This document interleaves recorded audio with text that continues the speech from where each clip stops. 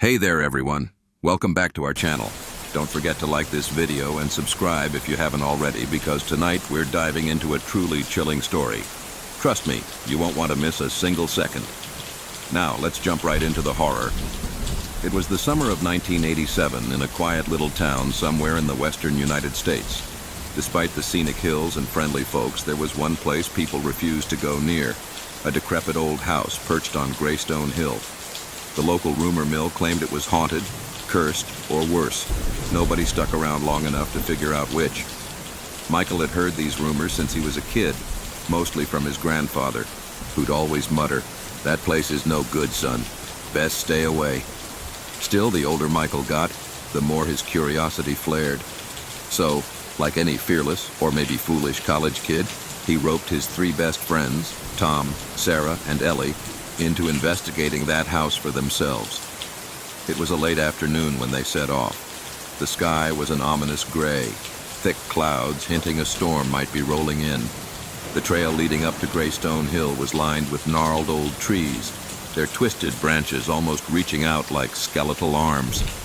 Every so often, a gust of cold wind would sweep through, making the group shiver. "Are we sure about this?" Sarah asked, adjusting her backpack straps. She was the practical one of the bunch, always careful, always aware of the danger in any situation. Michael gave a crooked grin.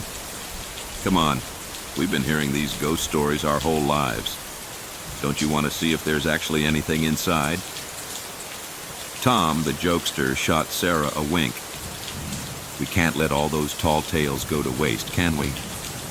Ellie was quieter than usual. She was carrying a small digital recorder, determined to capture any strange sounds if the rumors turned out to be true. When they finally reached the front porch, the sight was more unsettling than they'd anticipated.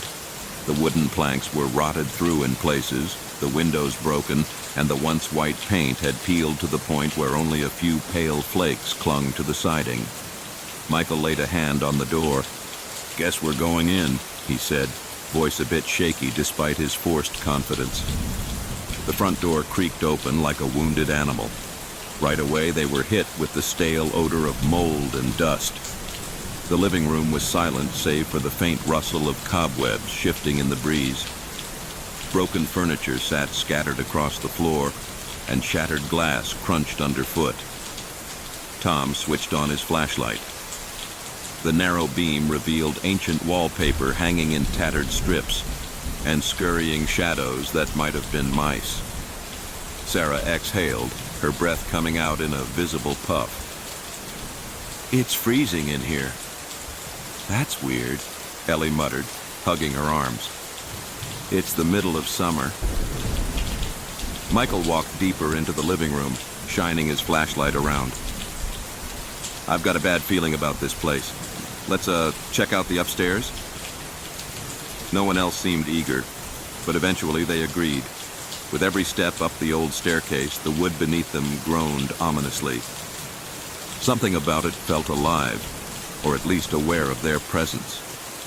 Halfway up, they heard a quiet thump, like a muffled footstep above. Ellie caught her breath. "Tell me one of you just heard that." They exchanged uneasy glances, but they kept climbing.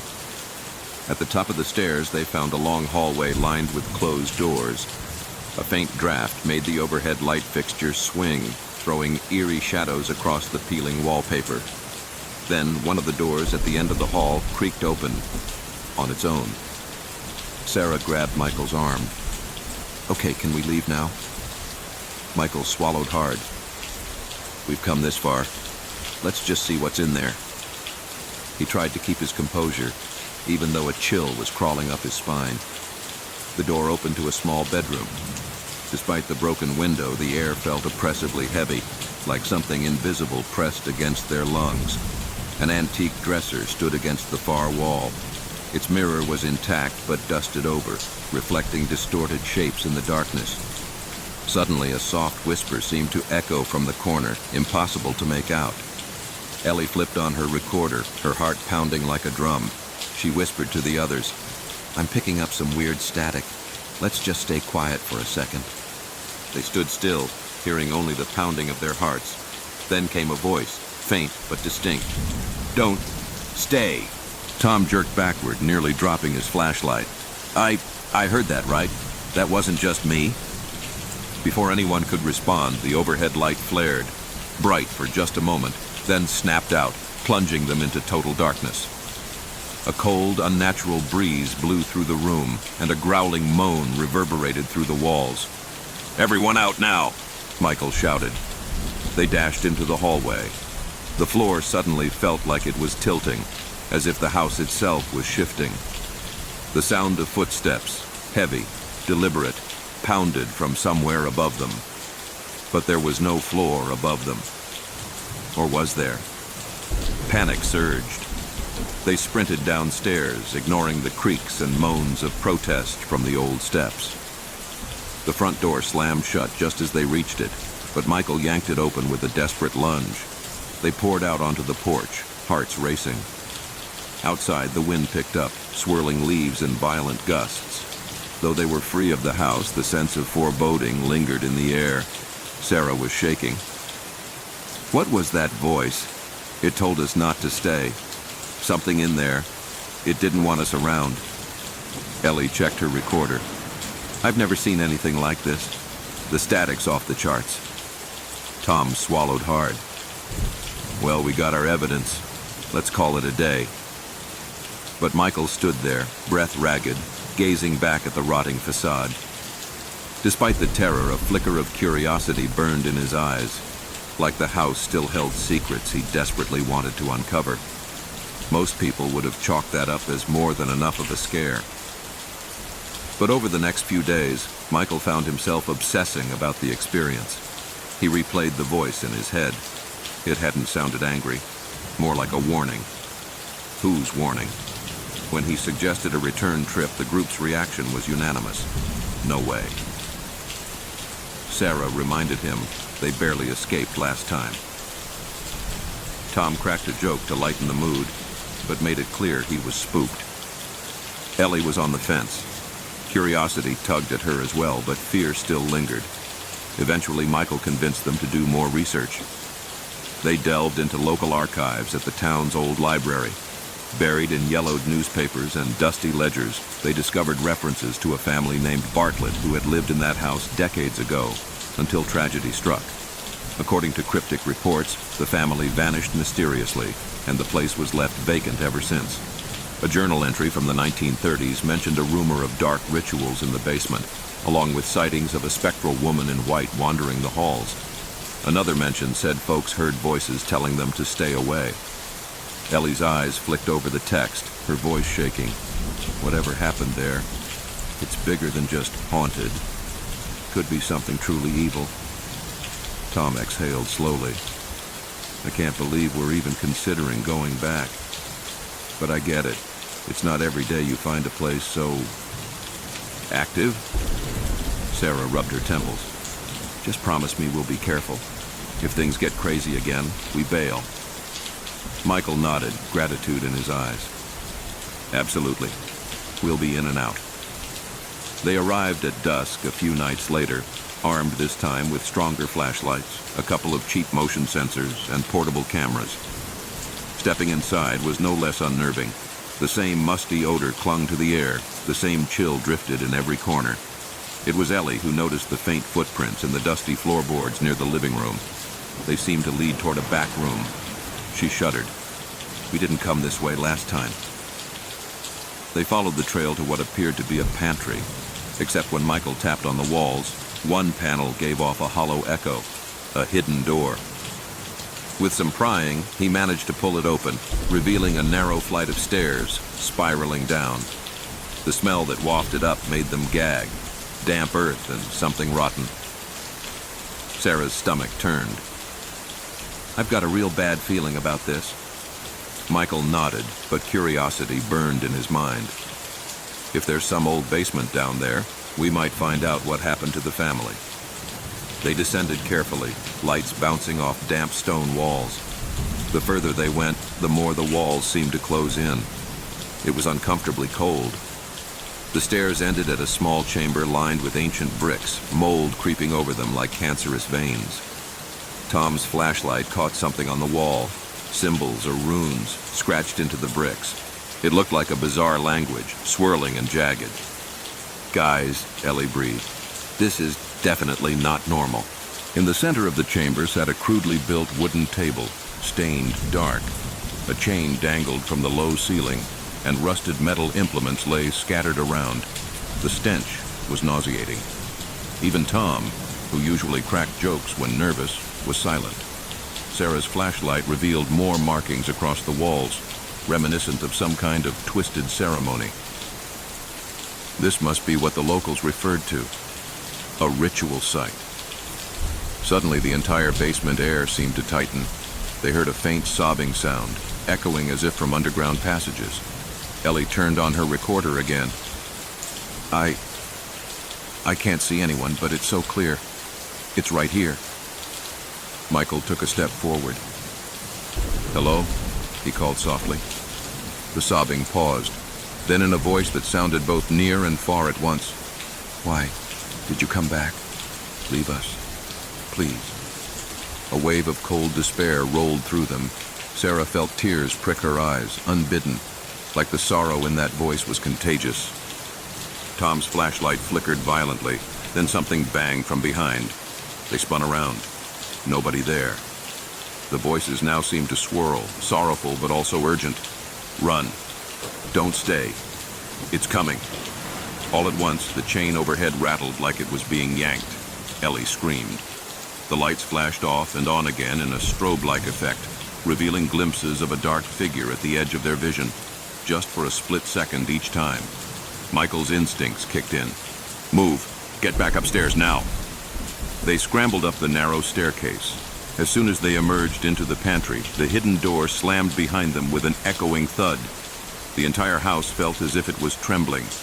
A moaning sound, like tortured wind, filled the hallway. At the front door, they collided with an unexpected icy barrier. It felt like an invisible force field that refused to let them out. Panicked, Tom banged on the door, and Sarah tried the windows, but every exit seemed sealed by a supernatural presence. Michael clenched his jaw.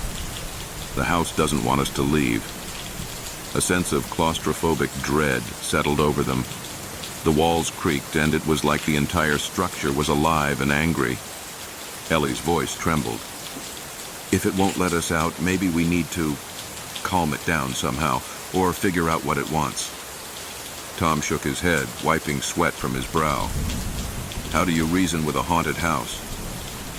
They moved cautiously through the main floor, searching for any clue.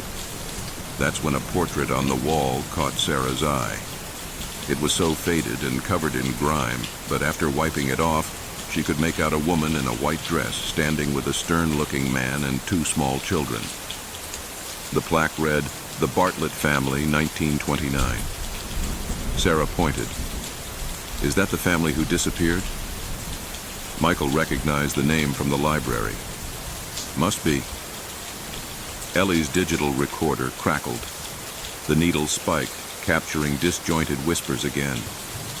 She played it back, and though the words were faint, one sentence repeated. "They took us." Tom stared at the painting, then at the basement door. "You think those rituals? Maybe they sacrificed somebody?" Michael's face was grim. "If so, their spirits might be stuck here, trapped by whatever happened." A sudden screech shattered the tense silence. They whipped around to see the living room door opening on its own, the handle turning slowly. A burst of wind howled through. With no other option, they followed the invitation. Inside, the decaying furniture seemed rearranged, as if a new corridor formed from the debris. At the far side, there was a broken dresser with a mirror resting precariously on top. Its surface was filthy, but something about it seemed to beckon. Sarah approached first.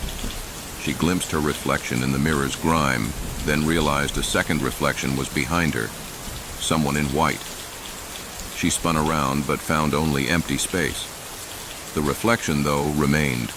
A woman with a hollow stare, face half in shadow. The reflection parted its lips in a silent plea. "Help me." Then the glass cracked from the inside, spider-webbing across the surface. A child's voice echoed in the corner, sobbing. That was the last straw for Ellie. We have to find a way out or break the curse, now. As they approached the basement again, hoping to appease whatever spirits were trapped, the floor under them gave way with a deafening crunch. Sarah and Ellie screamed as they dropped into an underground corridor they hadn't realized existed. Tom and Michael landed heavily nearby, dust billowing up in choking clouds.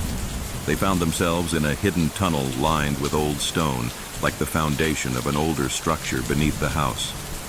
Flickers of light danced along the walls, light not coming from their flashlights.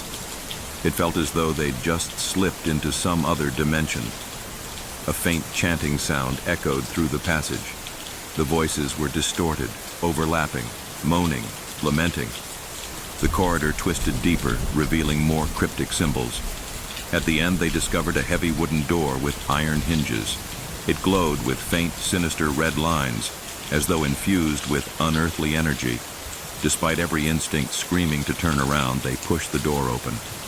A surge of cold air rushed past them, carrying the scent of decay and old blood.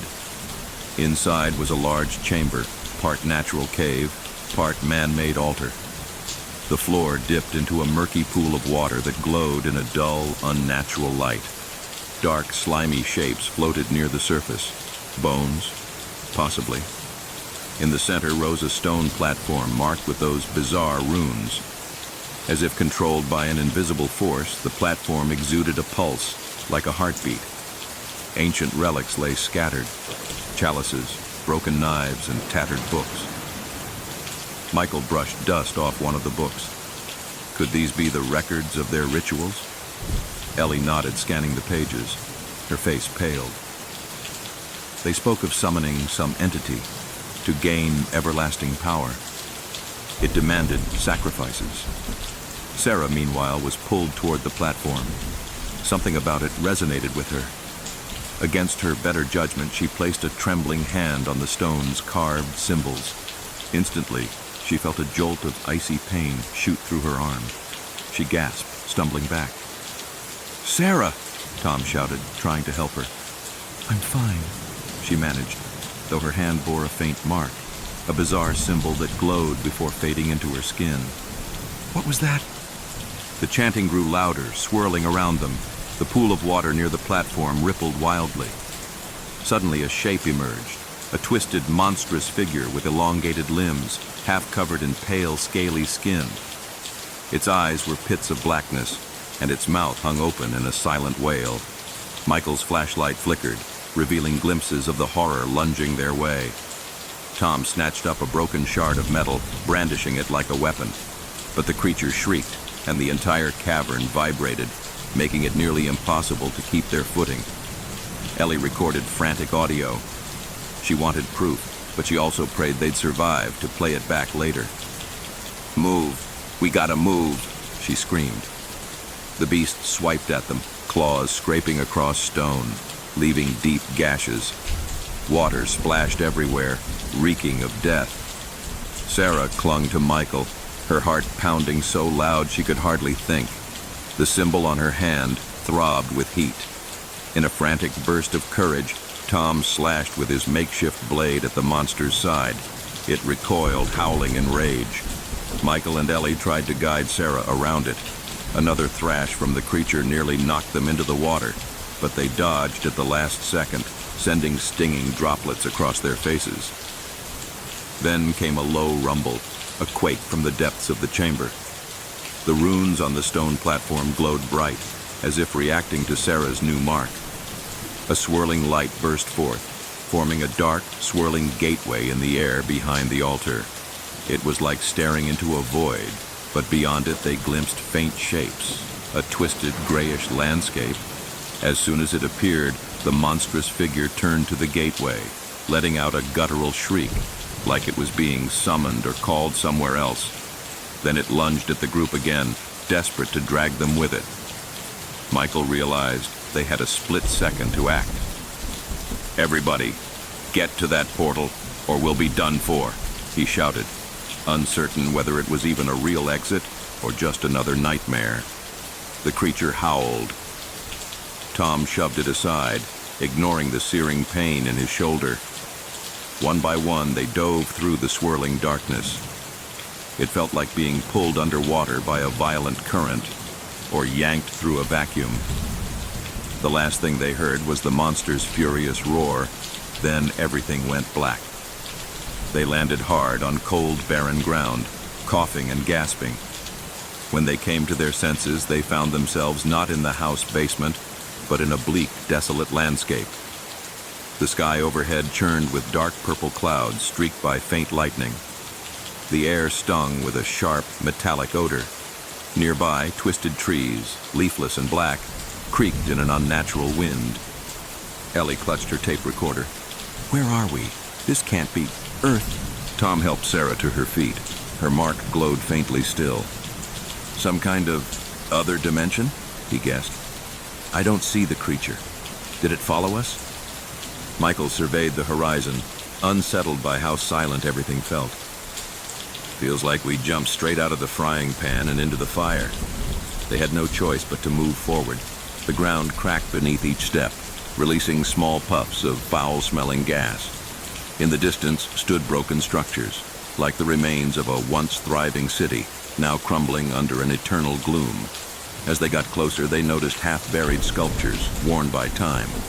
Some depicted monstrous forms, half human, half something else. Sarah stared wide-eyed. "I think this place is connected to that ritual, like the seat of its power. We must have triggered it." Tom let out a shaky breath. "Lucky us." As they traversed the eerie terrain, a sense of dread only grew. They soon realized they weren't alone. Strange silhouettes lurked among the jagged rocks, hunched creatures that watched them with glowing, hollow eyes. But each time Michael tried to approach, they vanished into the dust. Worse yet, an unearthly moaning drifted on the wind, reminding them of wailing spirits. Occasionally, they'd see a shape flit past, a swirl of shadow that made Ellie fumble for her recorder, only to find it was gone before she could capture it.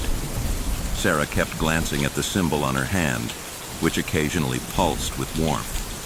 She had no idea what it meant or why it was affecting her, but every time it lit up, she heard distant whispers telling her to keep going, to seek the source of this land's curse.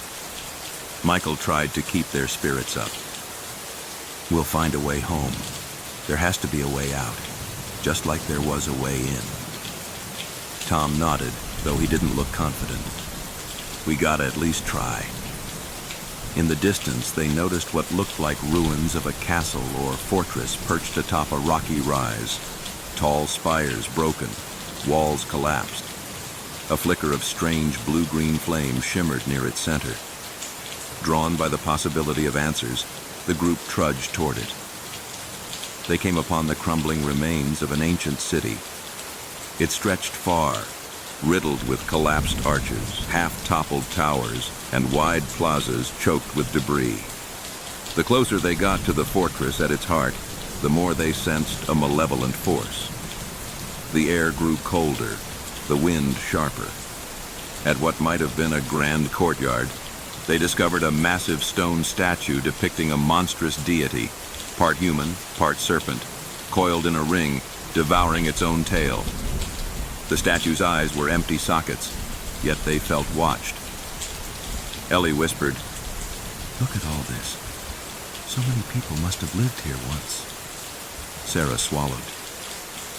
"I can't imagine what happened to them.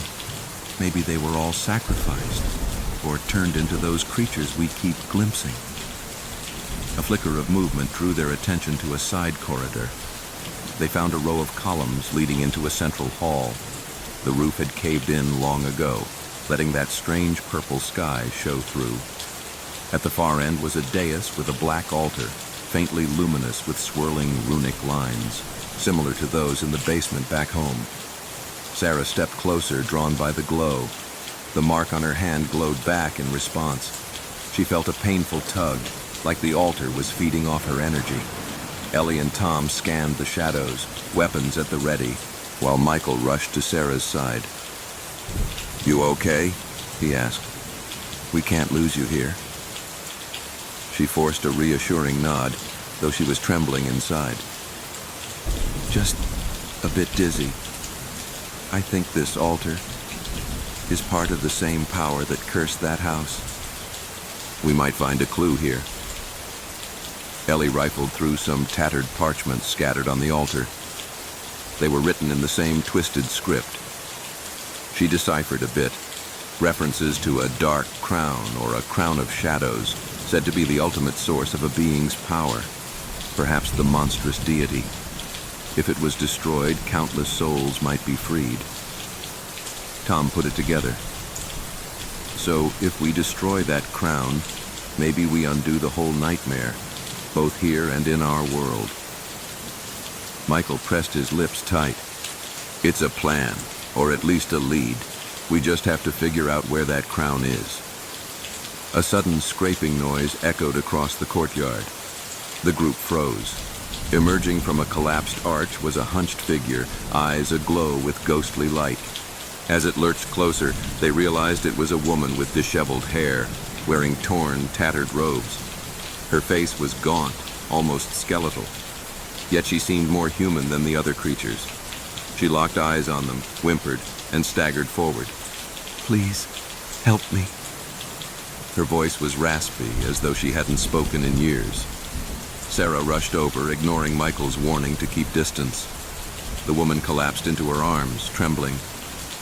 "They took me," she cried softly. "He wanted more sacrifices. I ran. Oh God, I've been wandering forever." Ellie helped support her. "Who are you? Are you from Earth too?" The woman blinked, dazed.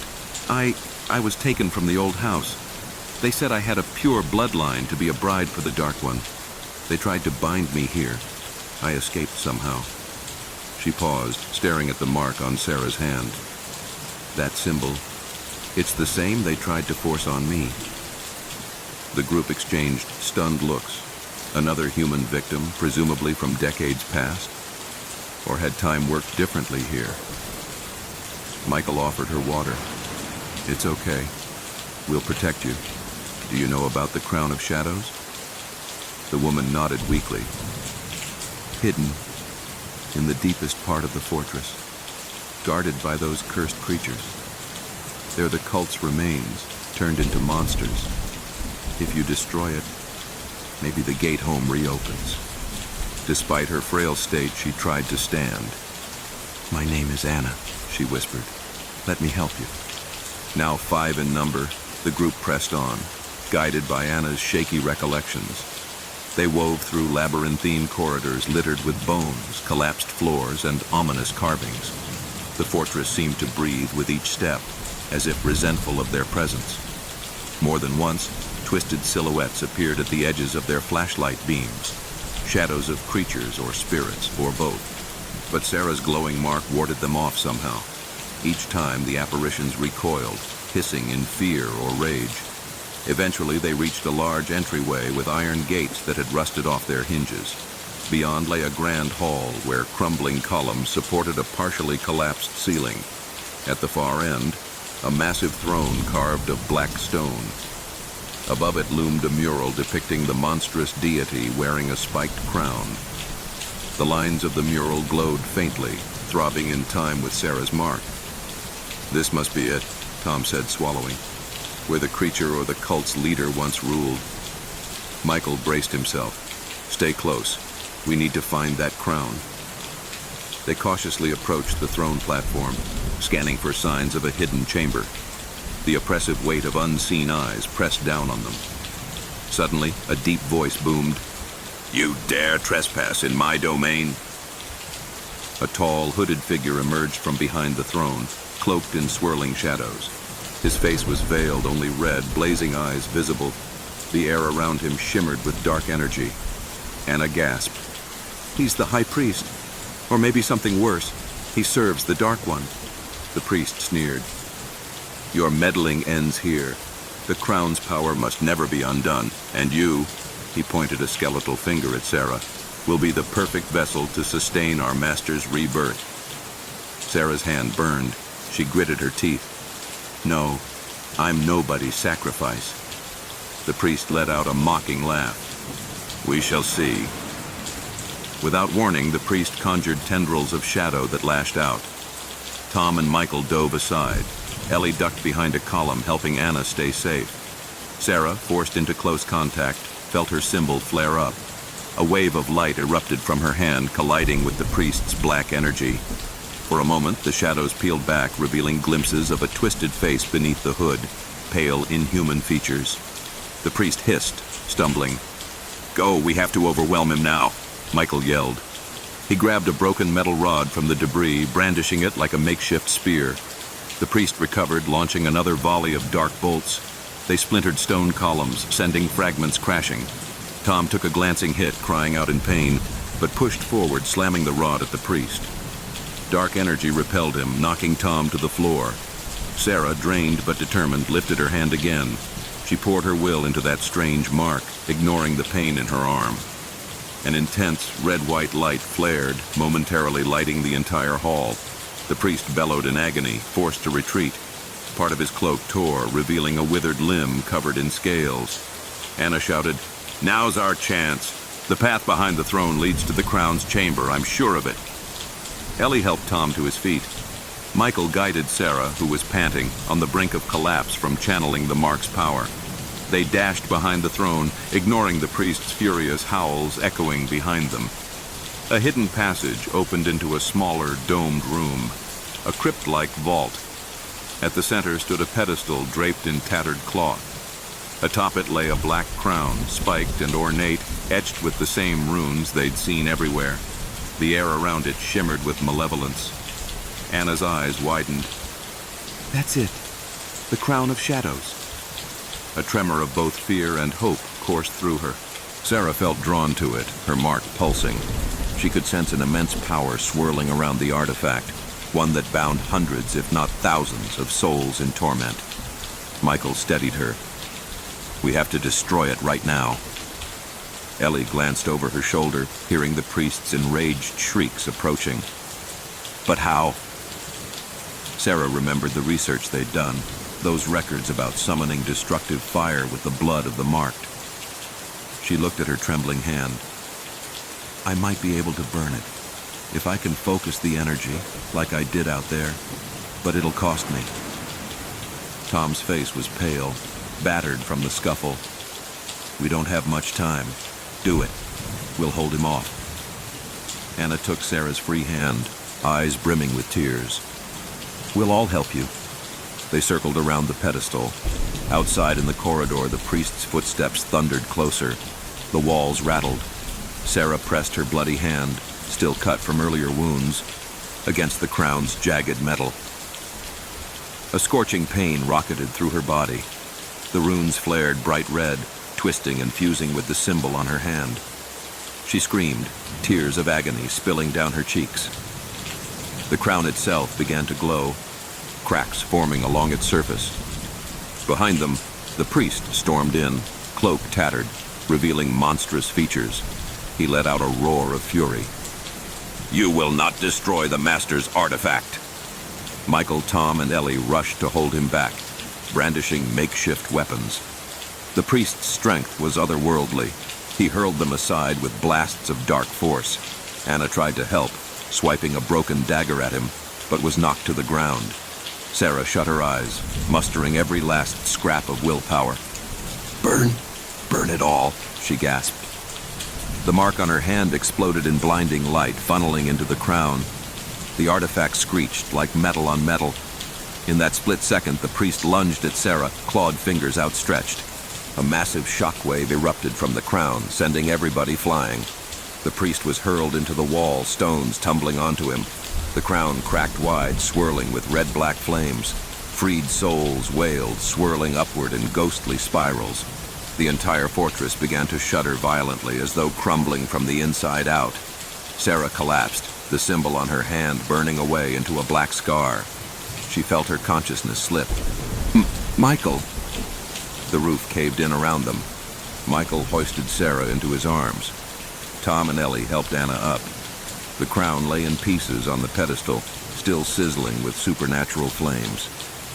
The priest groaned under rubble, pinned, but not quite dead. He let out a final, hate-filled hiss as more debris crashed onto him.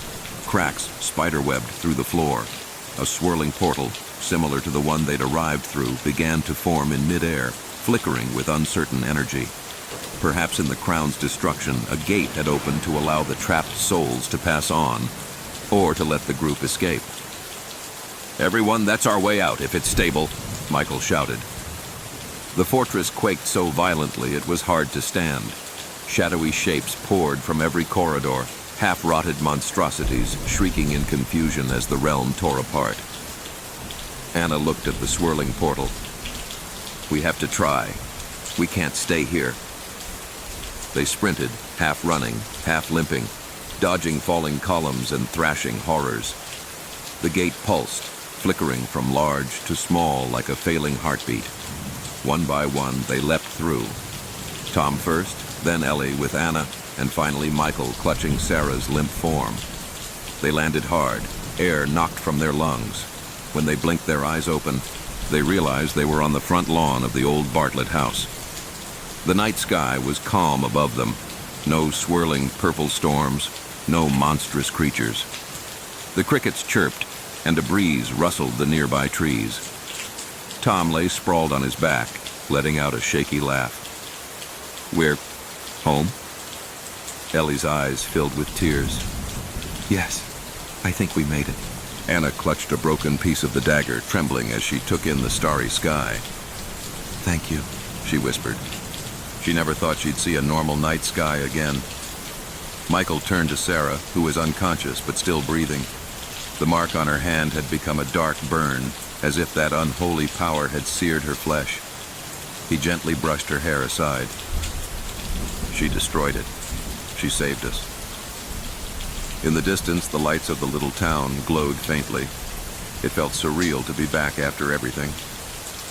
Cautiously, Tom tried the front porch steps. No invisible barrier this time. The door to the old house hung ajar, battered and silent. Ellie exhaled. "It's over, right?" But Michael couldn't shake a lingering dread. He gently picked Sarah up in his arms and headed down the hill. "Maybe the worst is behind us, but we saw so many horrifying things. We freed souls, destroyed the crown. Still, I can't help wondering if something else might have slipped through. If some echo of that world is still here." Anna nodded, hugging her torn robes close. "The house may be empty, but what about the rest of that realm? The creatures, that priest? Maybe some escaped, or some fraction of the power remains." No one responded for a moment, haunted by the possibility. Then Tom forced a grin, trying to break the tension. "Well, if any more nightmares come knocking, guess we'll be ready." They walked away from Greystone Hill, the first pale hints of dawn coloring the horizon. Michael carried Sarah with unwavering care, while Ellie and Tom supported Anna between them. Though they were battered, exhausted, and forever changed by what they'd endured, the group was together, back in their own world at last. Yet somewhere deep in the house's foundation, or in the recesses of that other dimension, a new presence might be stirring. The rifts that had been opened could still echo with leftover energy. This story, after all, was only the first chapter of a much bigger, darker saga. And that, folks, wraps up our first installment of this spine-chilling journey. Our group survived an unimaginable ordeal, one that blurred the lines between our world and a malevolent realm of nightmare. They destroyed an unholy artifact, freed tormented souls, and narrowly escaped with their lives. But the scars remain. Sarah's mysterious mark, Anna's harrowing memories, and the possibility that the evil they faced might not be entirely vanquished. Where do they go from here? Will the nightmares come calling again? Has the Dark Priest truly been crushed under the fortress rubble, or will he somehow return? Only time will tell. If you're hungry for more paranormal adventures, stay tuned for part 2. Until then, thanks for watching. Remember to like and subscribe so you don't miss the next thrilling chapter. Because in this story, once you've opened the door to the unknown, it might never shut again.